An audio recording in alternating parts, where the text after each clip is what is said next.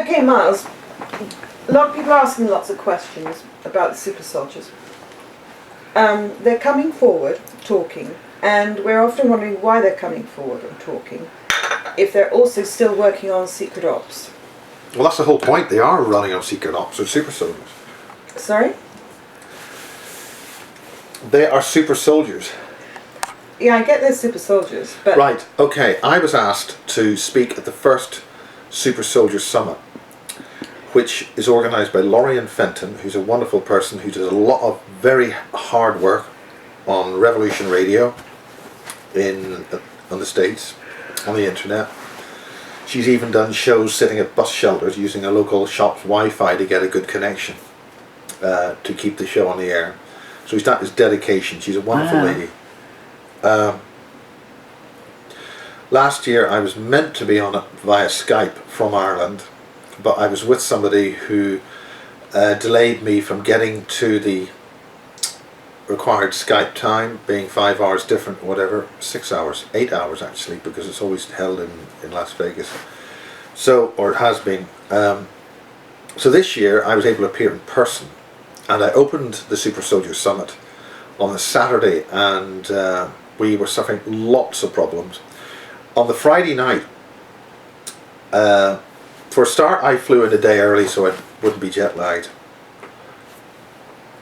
So I was all ready to go in Henderson, which is a small bit of Las Vegas. It's outside Las Vegas, basically on the other side of the highway. So you can see the Las Vegas Strip, you know, in the distance. And it appears something happened, because I remember one morning I had a lot of beard to shave, and I think it was 2 days worth of beard. Wow. So that is just a little thing, because what's happened in this is that I'm now part of the story. Yeah. Okay? As opposed to being the independent researcher looking in on it from an external point of view, I now am declaring that I seem to be part of the story. Right. So we started the SuperSoldier Summit with Kerry Cassidy, who did her radio show on the Friday night, and there was also a guy who immediately followed her, which means on the Friday night we were able to get internet out of the hotel. Okay? Now I'm now beginning to feel a little bit lightheaded, so just talking about this and going over this is just slightly, just to let you know, just to record that from a scientific point of view. Okay. The point is that this SuperSoldier Summit didn't have too many people there, but who were there were all key people, and every single presentation, including my own, was key stuff that you haven't heard before. Really new stuff. Right? Now, it's not new stuff to people who are in the business, so to speak, but we're talking about synthetic reality. And one of the women there, a very fine lady from Texas, was called Cynthia, and the joke was, you better change your name, Cynthia. Okay? So we're talking synthetic realities, we're talking synthetic telepathy, and we're talking a whole range of technologies which are streets ahead of anything which any UFO organization has spoken of in the past, because they're all stuck on Roswell or Bentwaters. Yeah. Right? Yeah. So the point is that with the work that I've done on the Basis series and the Amash project, I've been cataloguing stuff and getting stuff up there of a very unique nature, which is meaning something, is having an effect. Yeah. I'm also very wary that I'm the first person who put James Casbolt up there, because I did the first, from the point of view of getting a historical perspective, I created the Basis series because I interviewed Barry King. Yes.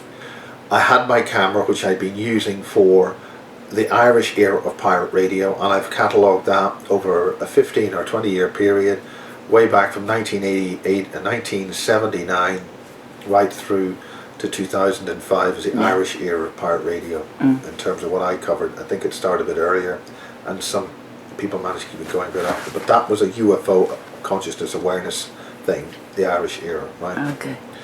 The point about that is that this was the first time I'd actually recorded a a UFO, because I was at the Irish UFO Research Centre. This is the first time I did it on video. And I got into contact with a girl called Lisa Williams. That's not her actual name, but it's the name I use on the video. Yes. And she's done a huge amount of research on this. She's also part of the program, and she's also, for instance, her first son was the product of a liaison with a US Air Force guy, and her first son kept on getting visited by what he called, or what were called, the aeroplane men, and they all took a lot of care and attention. She's since had another child, and she lives down in Cornwall, and she's doing a great deal of research into the close connection with the very heavy, extremely dark Nazi stuff which was happening with the absolute pinnacle of technologies, the so-called non-Einsteinian physics, Okay.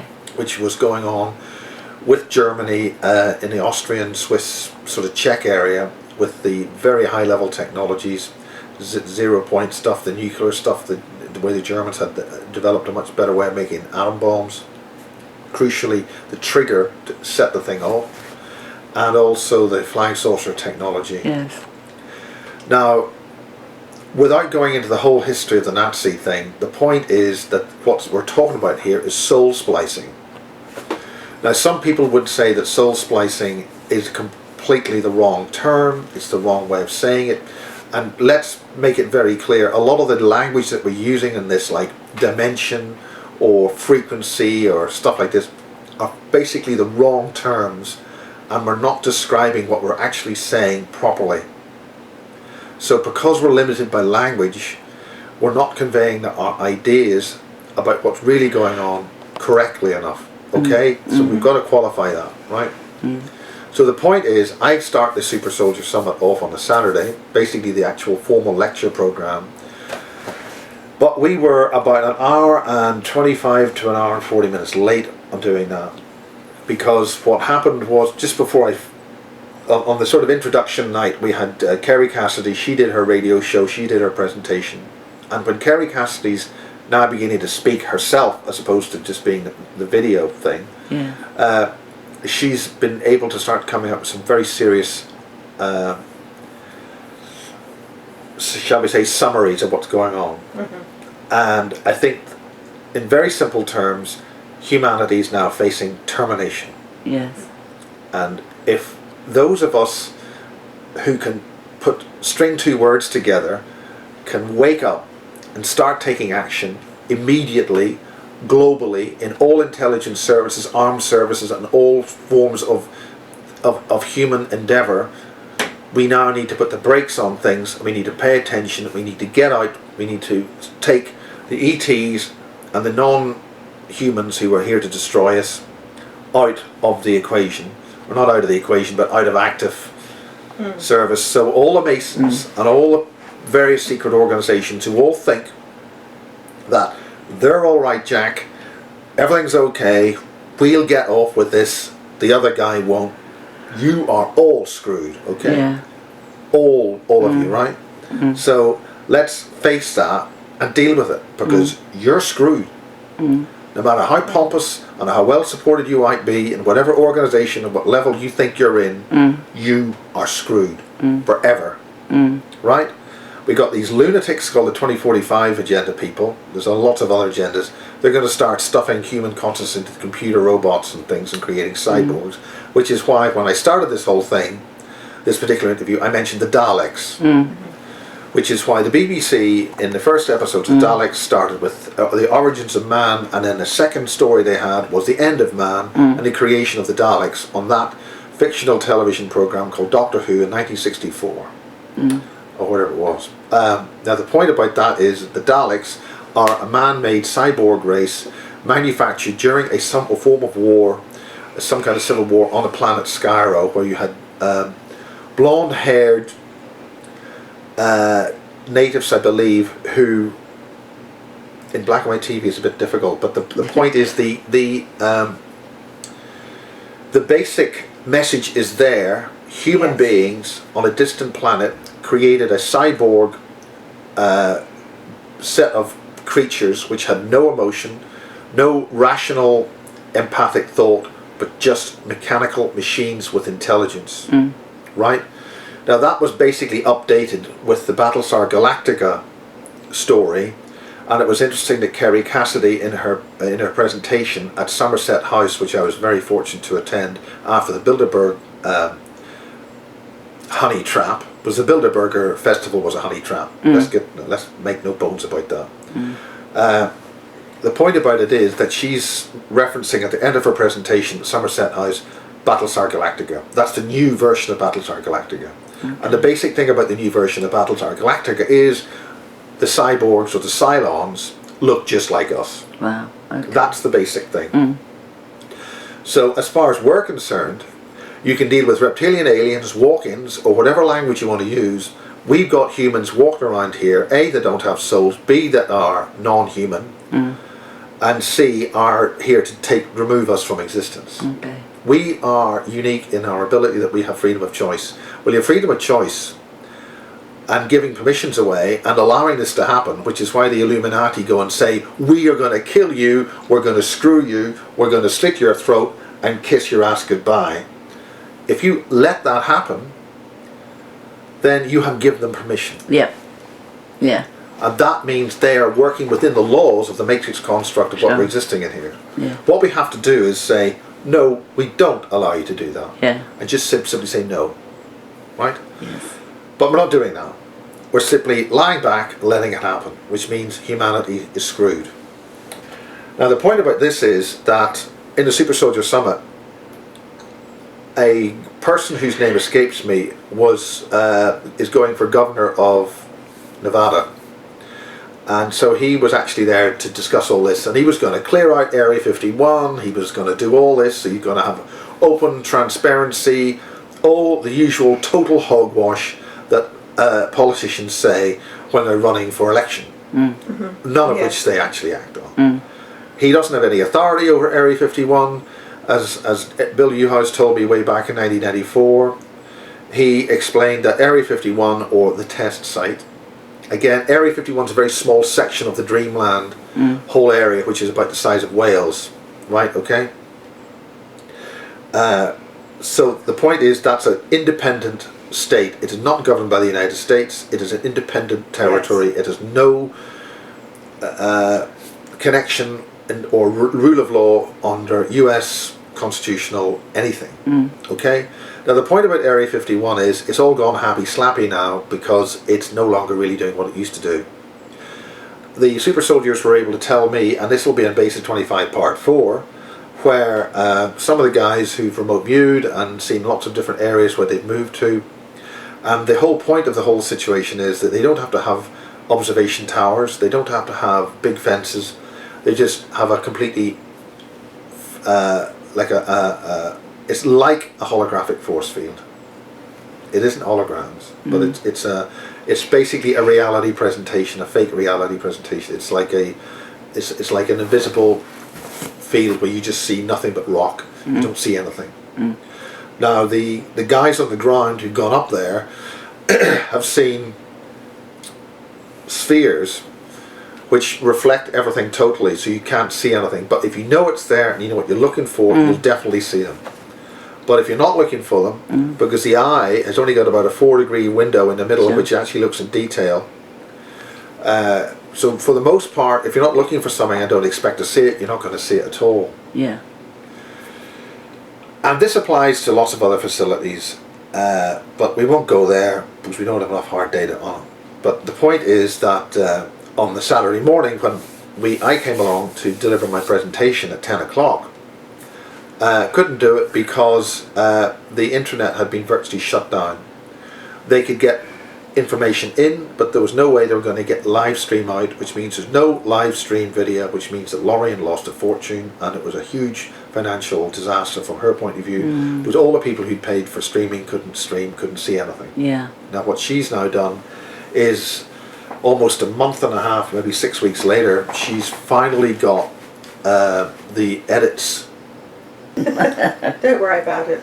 She's finally got the edits ready, so if you go to the SuperSoldierSummit.com website, you should be able to get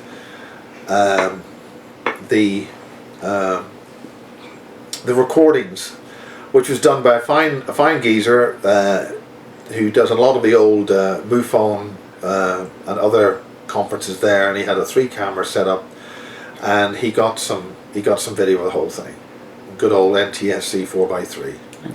So that should be available for people to download or buy or whatever, and do buy it because it needs supporting, because the Super Soldier Summit is is one of the new conferences which is actually giving us new information, because a lot of the existing UFO things are just giving us read a lot of rehashed rubbish, right?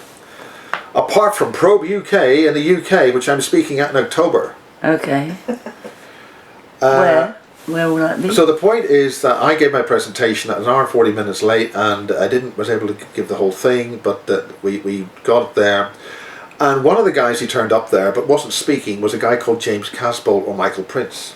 And Michael Prince there is walking around. He's basically a married man. He's out of the army. He's out of everything. But he isn't. Two very important things happened. A, while I was sitting down at the Costa Coffee product placement place, I think it was Costa. Might have been the other one, whatever that is. But the point is that to get a bit of internet, that was where you went. And the new batch of super soldiers, which I haven't met before, all came round, and we were really good, close friends. They were all over me. Oh, Miles, hello, you know, bases is fantastic, which of course it is. But the point is, these guys were really friendly, and I find them, they're all young people, you know, in their early 30s or whatever, or maybe a bit later or whatever, and they're very civilized, really nice guys. There's a new guy I met called Max, and he is another Brit like James Casbolt, and Max is same history, same connections as Casbolt, also has a connection with Sarah Stanger, who, as I said, came along as the first time. And this is a picture of Max and James and the baby called Dresden, and James Casbolt just sent me there, and this is that right? At the right height? Yeah. This is James, happy father, actually smiling. Now James he has basically one poker face for pictures, and he's actually smiling. Okay. This is Max, and this is the baby Dresden, who I think is about a year old. That's a big baby. Okay? Yes. And really, really happy. Good lot, good guys. Now the point about it is, you got one Brit there and one Brit there with a common connection. They've got very long, big, heavy, deep scar down the left arm. Yeah. And they also have a bit of a scar in the top right here, both at the same place. Okay. Okay.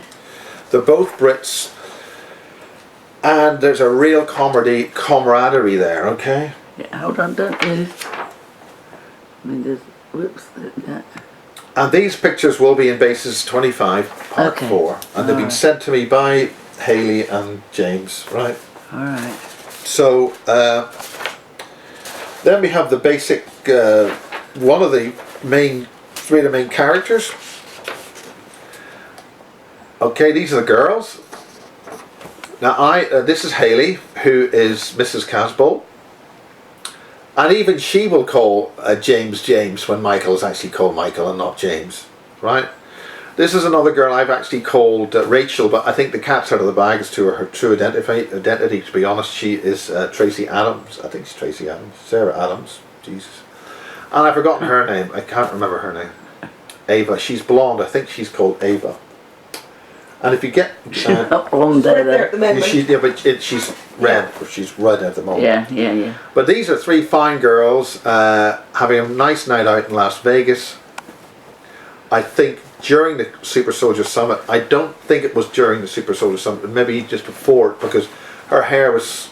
She shaved quite high at the top end of her skull here. It was definitely shaved for some reason.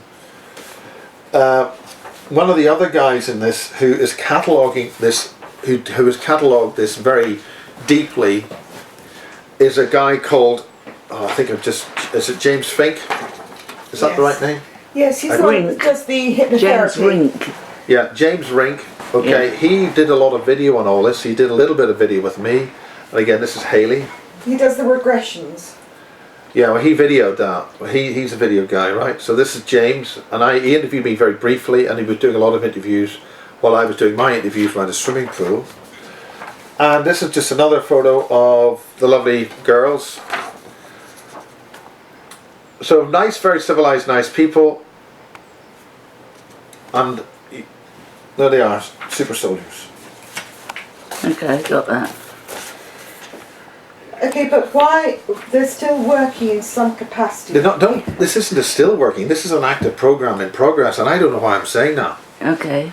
Big time. Now the point about this thing, personally, what happened was, all the various presentations were happening on the Saturday night. Everything fine, but around about 9 o'clock on the Saturday night, which is basically the middle night of the summit, something appears to have happened, and the something is that one of the people noticed that her purse was in a different place, and she then realized there's been a time slip. Okay. Now you've got, with this kind of thing, with this kind of subject, you've got to look and notice Things. very, very subtle details. Yes. And the point about it is, they always screw up on the fine detail. Okay? So for instance, if we had a time slip now, this book's sitting like that. But suddenly, if we had a time slip, you might find a book sitting in the other way. Now, you can't see that on camera, so this is a book I'm going to be talking about very shortly. But if you have, for instance, subtle details, like a pen jumps from there to there, most people ignore them. Oh, it's just so, don't be silly, you know. But, I mean, for instance, there was one particular time I had a time slip and a potential abduction, and I was holding an edition of Flying Saucer Review, and I held it, I was holding it, it's a magazine, it's a large magazine at the time. Of course, it's been bought over and basically shut down by an Austrian prince, I think. An Austrian aristocrat has effectively financed the purchase of Flying Saucer Review and effectively closing it. You'll notice Flying Saucer Review's published maybe, I think, one edition since it's been bought by its new owners. Okay. Now hopefully it hasn't been, and there'll be lots more editions, but the reality is Flying Saucer Review is basically not in publication. Okay. For all intents and purposes. Bless you. Would you just not do that? Right. The point is, for instance, I managed to be holding an edition of Flying Saucer Review in my left hand. Bingo. Yeah. Something happened and I wasn't holding it anymore. Yeah. That's when they made a mistake. They should have waited for me to put the Flying Saucer Review down conveniently, but whatever happened, they were too impatient. Yeah. And I was taken or jumped. There was a time loop. Something, boom, gone. And then suddenly, where's the Flying Saucer Review? That's a mistake. Yeah. So you've got to look for these kind of things. So the point is, somebody noticed the mistake. Yeah. And that is when, oh, I'm getting all cold legs with me hairy goat's legs. You can't see what's off camera here, you know, the tail, get the tail out. Right, so the point is that was the big alarm bell. So then that means that people can then start rolling back memories and start picking up some details. And then we realized, and I don't know why I said we, that there was some kind of military abduction event. So there's a new guy that, as I was again going up in the hotel, I got a bit of video with a guy called Jay Collins, who has been very badly injured in the Afghanistan war. He showed me his center scar, but it is also photographs of him like the Superman with the muscles and things.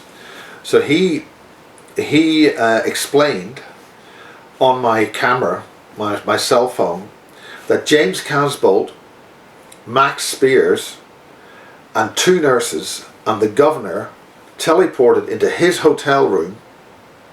Right? James was then going to then take the rest of the other super soldiers and a total of 18 people were involved with all this. So I immediately surmised that there aren't 18 super soldiers here, so who the hell are the other people? And then I suspected that I was involved. Okay? That was just me. Okay? But he showed on camera that the story is that James Casbolt wanted to get out of the room. The idea was to immediately now go and get the other guys, bring them downstairs to 2 vans, 2 yellow trucks of some kind. But in so doing, he opened the door and just pulled the door straight open. When the deadlock, or the security lock, the little bit of the little thing that you just pull across in hotel rooms, if somebody gets through. It's a little crude thing, but he just pulled it straight and just ripped it straight off, broke it. The governor basically says, you great oaf, what did you break to do that for? So then the governor-to-be, we'll just call him the governor, and now James Rink has got this in much more detail on his site, but the point was that it was clear that this had been broken. It had been, the actual mounting had been broken, the actual cast metal had sheared and broken. Yeah. James then was told put it back, so he pushed it back in. He just pushed the screws back in, so it's still there, but you could see the breakage. And I've got that on my little clip, which is on Base of 25, Part 3, the interview with a man in black, right, which is Jay Collins. And there's a story behind that as well. So the story is then that the 2 nurses, James Casbolt, Max Spears and the governor, went out, got everybody, brought them down to you're getting very tired on this, because it means that there's something that I'm saying which is triggering you to shut down, okay? Okay. Right? Go on. The point about this is that they then went through full MyLab trip seat reprogramming or whatever. Now the trip seat was first introduced in Bases 1 by Barry Kane. Now what I then got in Bases 25 Part 3, when Jay Collins, Lorien Fenton, who organised the conference, sent me a message that Jay, I should talk to Jay. I phoned Jay, and within about 4 or 5 hours, because of the differences in time, we then did a 2-hour recording on Skype. I think it was a 2-hour, was it just a 1-hour one? 55 minutes, yes, probably just a 1-hour one. It was a very intense thing where he made a lot of very graphic things about his various body failing and falling apart. Halfway through, I surmised that he was a man in black. Now he was dressed as a man in black. He had a black hat on. He insisted to be dressed in that, so he was clearly wanting to say that he's a man in black. Now again, this is his personal testimony. Whether it's true or not is another thing, but the point is there's an awful lot of detail he came up with which hasn't come up with before, namely that the trip seat, which is a dentist type chair which you lie on, what he actually described was that the seat molds in round you, and it's a form of intelligent metal which basically gets in round you, that then communicates and fully interfaces with you. And then you then start tripping. You then are brought in it's shown different worlds, different scenarios, and that's why it's called a trip seat. But they also did other things to the super soldiers.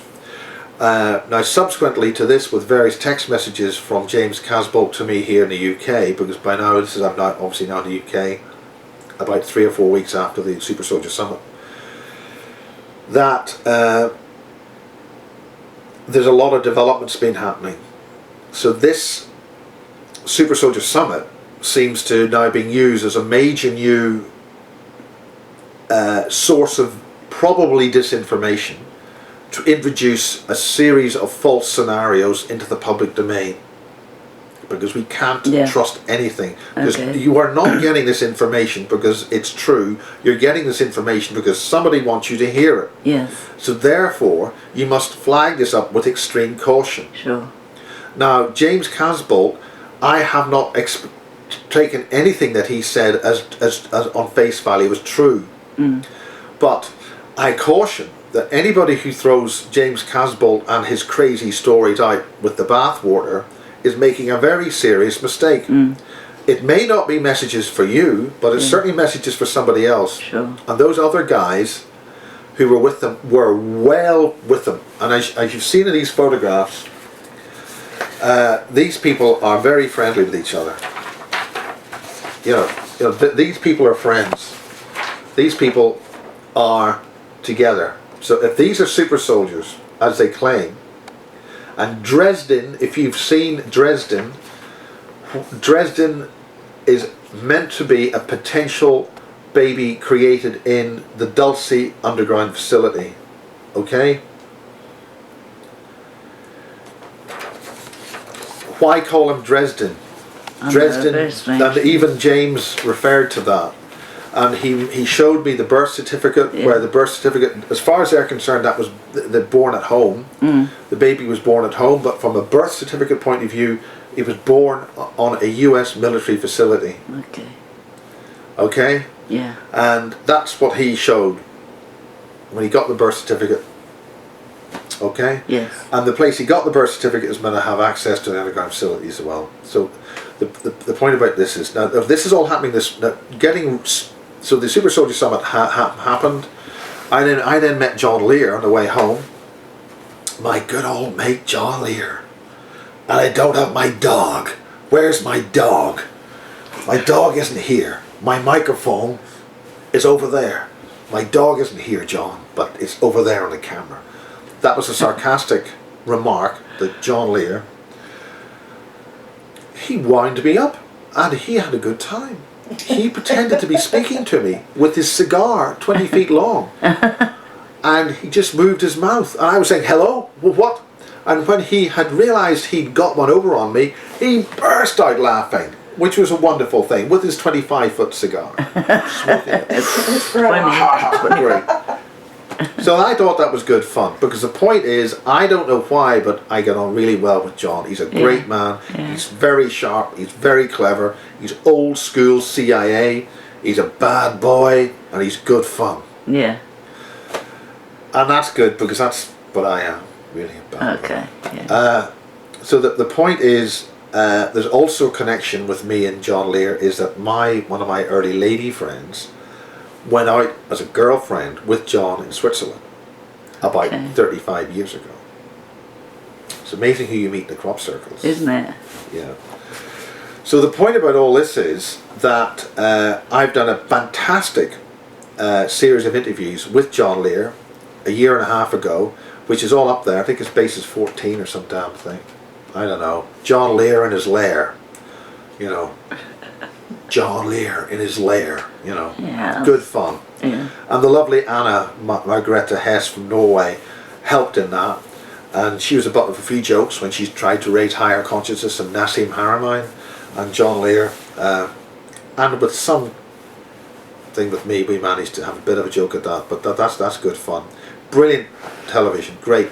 You know, the whole history of the Bob Lazar thing is all in there, and John gave me the original video on CD, on DVD of those crucial moments when Bob Lazar, Gene Huff, John Lear and Bob Lazar's wife are there in the desert at Area 51 looking at the damn flying saucer. Oh, wow. Now the point about it is that at that particular time John Lear was describing the flying saucer and mentioned how it was flying at 45 degrees. That's very important in terms of veracity of the actual device actually flying, because by flying at about 45 degrees, that's got something to do with the field effect of the drive mechanism reacting with the Earth's gravitational magnetic fields. So, you know, that to being at the 45 degree angle is important, because that's also a UFO that we saw down in Cornwall flying into Portreath Royal Navy base, where there's an alien facilities there with the make no mistake about it, the UK military are fully involved with these ETs or whatever they are, and the underworlders or whatever's going on. Yeah. Make no mistake about that whatsoever. Okay. So when somebody saw a photograph of a flying saucer in Cornwall in the same kind of attitude as John Lear mentioned at Area 51, way back in 1989, Yeah. and this is also very important because that's when the Kiss FM Matrix project, all cracked Matrix, the start of Sky TV, a whole lot of stuff happened then. God. Yeah. You know, a lot of stuff, Bill Yeah. Cooper, a whole lot of stuff all bubbled out that year, Yeah. 88, 89. Big year, very important. So now we've had 2010, big year, lots of things happening. The thing about the BBC, mind control, the top elite management of the BBC being non-human. The same with Sky, where the a whole series of elite management which came in from China, mind control to infiltrate Murdoch's empire and take control of Western media.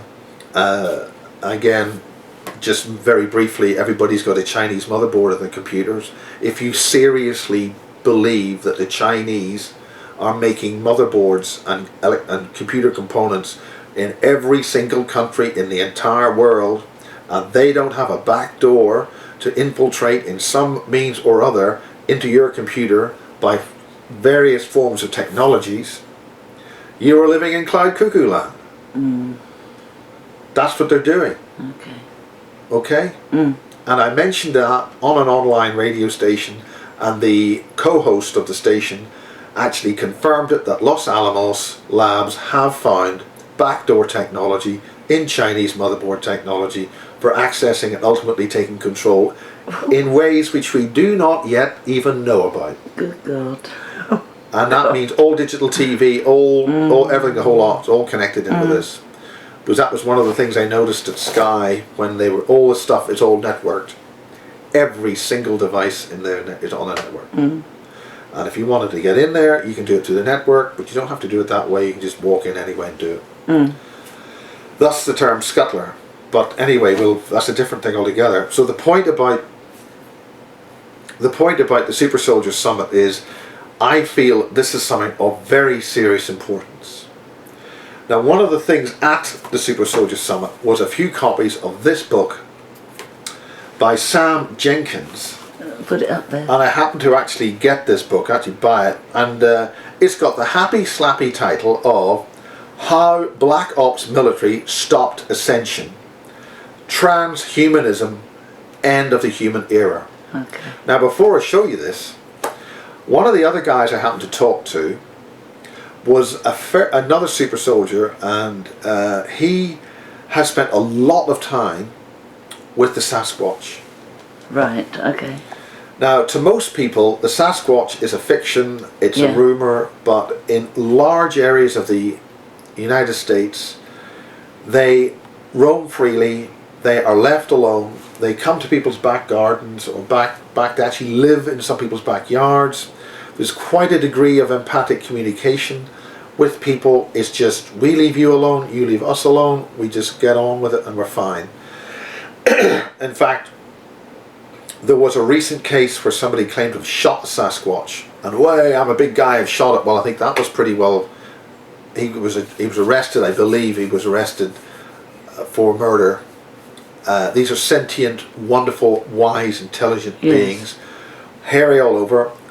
From what I understand, they are the original humans which were brought here, which have subsequently developed. And we have had, their lifespan is about 800 years from what I gather, which is the original lifespan that we had when we first arrived here as our current form. They're telepathic, they're empathic, they speak, they have their own language, and they just get on with life. Some of them have bred, and actually you'll get very, very tall humans, very strong boned tall humans, and some of them, there has been a degree of interaction, and some of them actually get jobs in lumber companies, and there's talk that there's a sort of a certain crossbreeding to some extent, where Sasquatch actually live in the community as people, just happen to be a bit hairy and very strong and tall. Now the point about that is that this guy who has talked with the Sasquatch, and maybe we'll get a basis with the Sasquatch in the future if we get enough funding and we can go out there quietly and just simply be with these wonderful beings. They quite simply say they have seen humanity come and go many times, and right now they're seeing humanity go. And that's the message from the Sasquatch. Yeah. Okay? Yeah. That's why I had to say that before I talked about this book. Okay. Now, Sam Jenkins is going to be another basis. I've recorded a 2-hour interview with Sam Jenkins. Christ. Okay, this is a book, right, it's done by Author House. The ISBN number is 978-1-4817-3207-9. Okay, that's the ISBN number. It's on Amazon. You can download it, get it. And this is the cover note for it, okay? Yes. Black Ops military groups are covertly abducting star seeds and stealing their souls and spiritual properties. Star seeds are used as lab rats for horrifying projects including communicating with the dead and near-death experiments. There was a spiritual war between God, celestials, ascension and transhumanism. That's his English. The Mayan 2012 prophecy was correct. The global robotization of humans through remote electronic mind control is virtually complete. Okay? This is the true story of a MyLab still being used. The author is an extraterrestrial contactee and MK Ultra survivor. Mankind as we knew it is over. Ascension was blocked out and our planet is a banished, quarantined dimension. Sam Jenkins is a military abductee, starseed and ET contactee. He has been used in 2 black ops groups in the American military. He was heavily into metaphysics, which contributed to his induction into black ops military. And I've got a 2-hour interview with him, and this is because I believe this is because he wasn't at the SuperSoldier Summit, but this is an illustration as to the kind of importance the SuperSoldier Summit is. The kind of data coming through there. Yeah. And if you look at the picture on the front, you will see a human encapsulated that can't get out. Yeah. Okay? Like skin over it or something, yeah. Now the point about this is that there's another organisation called the 2045.com group, and I've become a member of that thing so I get updates from them. They're basically a bunch of very high level scientists, but like a lot of very brilliant intellectuals, they can be as brick thick as a blow on the head. And my estimation, these people are as brick thick as a blow on the head. They are complete flat earthers. They have no higher consciousness whatsoever. But clearly, one of the big alarm bells about this is the sanctioning of this project by the Dalai Lama. Now the point about the Dalai Lama is that Chris Thomas, who not everybody agrees with, has stated very clearly that the Hathor, which is a group of ETs or extra-dimensionals, along with the Anunnaki, who are from a group or a planetary system called the Velos system, which he says has an intelligent, advanced civilization called the Velon. Now he is saying that the Velon discovered on their pathway through the universe that the Earth solar system, this system here, is absolutely ideal for their purposes, and they want it. Right. Now the point is that the solar system reacted to this by blocking off gateways and portals in here, thereby basically shutting this system down from these people coming in. But before it was able to do this, a relatively small number of the Velon got into our life system, took over the Illuminati by walk-in, and basically have plotted to destroy humanity, and they've been doing that, and they are what we now call the so-called evil Illuminati. And this is what Marie Kayali's daughter was talking about before she was murdered. And I say this very strongly, I believe she was murdered by gang stalking. And the point was, one of the last things that Marie Kayali's daughter said screaming. She was screaming about the evil Illuminati, the total evil of the Illuminati, and that she was fighting this evil force. So what we're dealing with here, we're dealing with a set of a toxic civilization, which itself split, and the Valon moved on. But this faction, something in the region of several million, wants the total obliteration of the planet Earth, the remodulation of the fractal mathematics which creates all existence here, so that it will then remodulate to, or recalculate to do a different mathematical fractal existence, so they will then be a corporeal living existence here.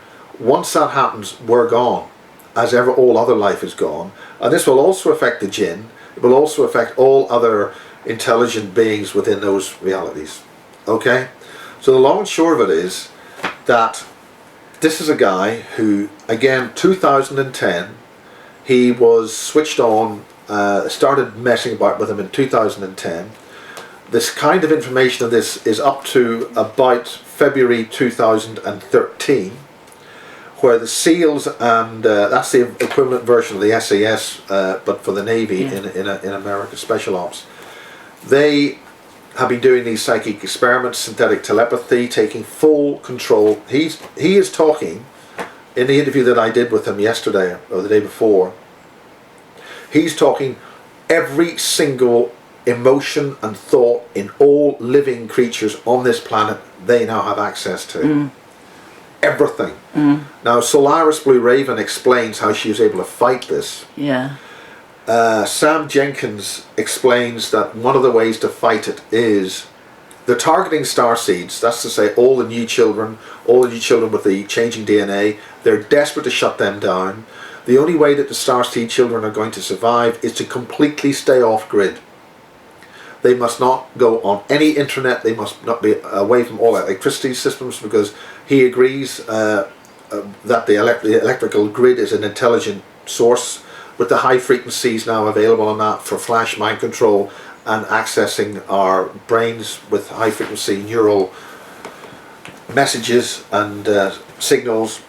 So the whole electrical grid, everything, is alive with a toxic alien intelligence. And artificial intelligence is something which we've got to understand. It's an AI, it's an artificial intelligence. It's seeking to take over total control of all existence on this planet.